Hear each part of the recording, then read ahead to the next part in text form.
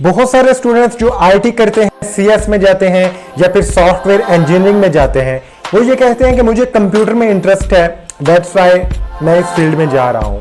लेकिन ये इंफॉर्मेशन काफी नहीं है। सीएस में, आईटी में और सॉफ्टवेयर इंजीनियरिंग में बेसिक सा डिफरेंस होता है, वो सबको पता होना चाहिए। इसलिए जिसने आईटी किया है, जिसको इंफॉर्मेशन नहीं है लेकिन उसने आईटी कर लिया है, तो बाद में वो सॉफ्टवेयर इंजीनियरिंग के काम संभाल रहा होता है या फिर सीएस वाले काम संभाल रहा होता है। तो अगर आप इस गलती से बचना चाहते हो तो इस वीडियो को स्टार्ट से लेके एंड तक देखना, क्योंकि ये वीडियो आपके लिए बहुत इंपॉर्टेंट है। मैंने बहुत अच्छे से डिफरेंस बताया हुआ है आईटी में, सीएस में और सॉफ्टवेयर इंजीनियरिंग में, और साथ में आपको इसका स्कोप भी पता चल जाएगा।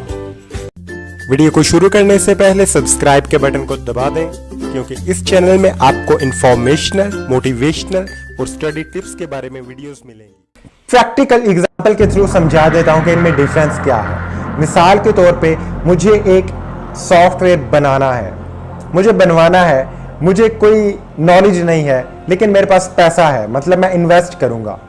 अब मैं पकड़ूंगा एक सॉफ्टवेयर इंजीनियर को, मैं उसको अपना आइडिया बताऊंगा, वो अपने लिहाज से मेरे से क्वेश्चनिंग करेगा और मैं उसको अपना आइडिया बताता चला जाऊंगा। वो अपने लिहाज से सॉफ्टवेयर को डिजाइन करेगा।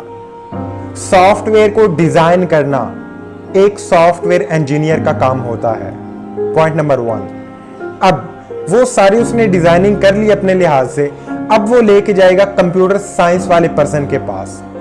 कंप्यूटर साइंस वाला पर्सन, उसको लैंग्वेज आती होती है, उसका ज्यादा काम कोडिंग में होता है।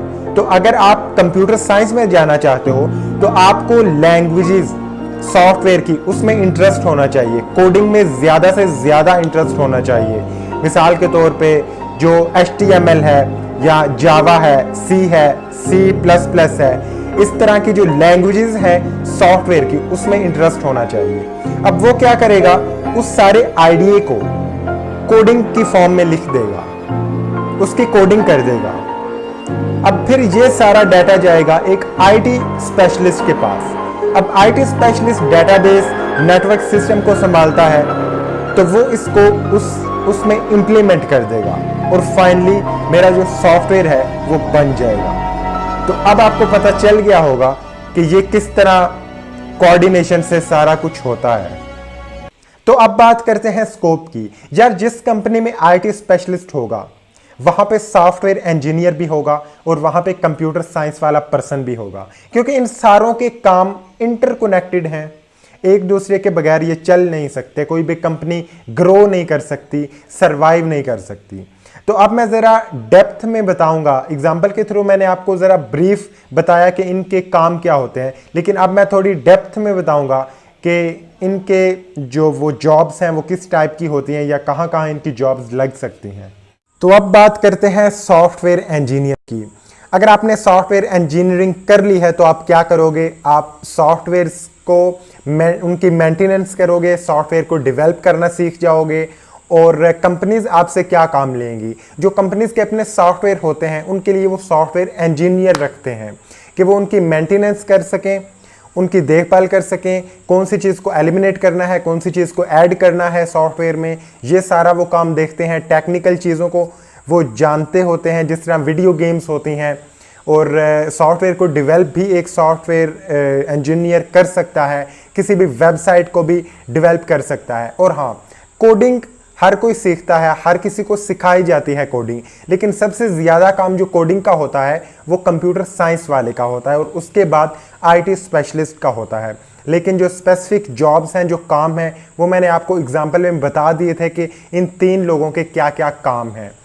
तो ये सारा हो गया सॉफ्टवेयर इंजीनियर का। तो अब बात करते हैं कंप्यूटर साइंस वाले की, यानी कि CS वाले का। वो क्या करेगा, वो ये करेगा कि उसको लैंग्वेज आती होंगी, हम एक्सपेक्ट कर सकते हैं कि उसको आती होंगी, क्योंकि CS वाले का काम लैंग्वेज के साथ ही होता है जो सॉफ्टवेयर की है।